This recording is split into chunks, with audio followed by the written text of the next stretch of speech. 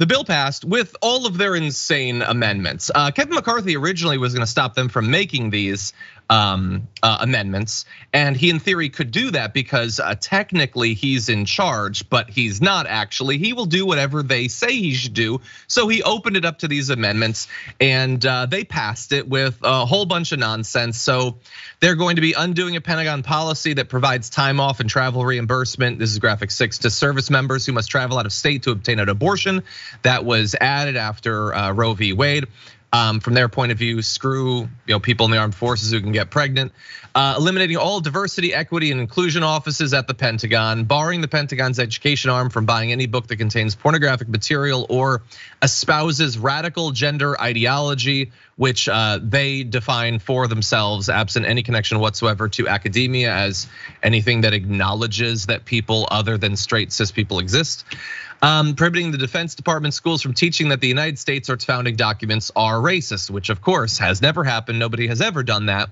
But if you acknowledge anything that was racist that has ever been done, they will say that that is you teaching that it's inherently racist. So we have to strip history from all of its facts, from reality, to comply. It's misogyny, it's homophobia, it's stopping CRT, it's just another front for their culture war, because that is all they have. So whatever is being discussed, whether it's the border or the climate or defense, now needs to become another opportunity for us to talk as if we're fighting against Disney or M&Ms or Bud Light or something. It's all the same thing.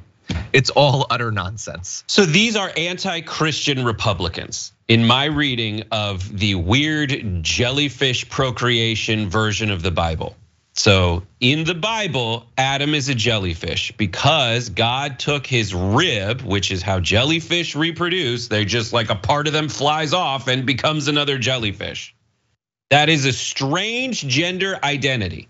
That is an unorthodox gender identity that's the heart of the Bible. Adam is a frickin' jellyfish or a rose bush or a grapevine. That is not a human, how I know humans. And so any mention of the Bible is espousing definitely a weird gender identity if you can make a woman out of a man. But also, guys, the pornography, there's a lot of weird stuff in the Bible where people do all kinds of crazy stuff and it's like fine.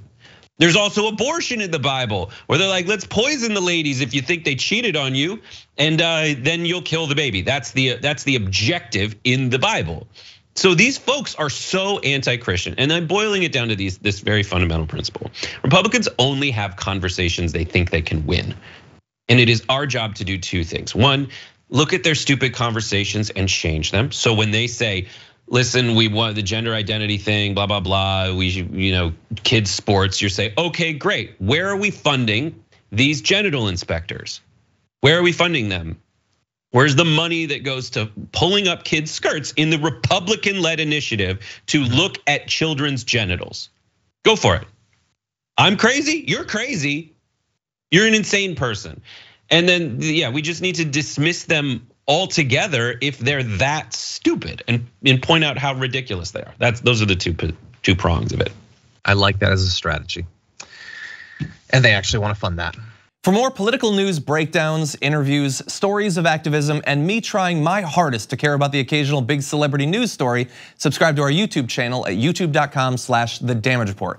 And you can ring the bell wherever it is so you don't miss anything.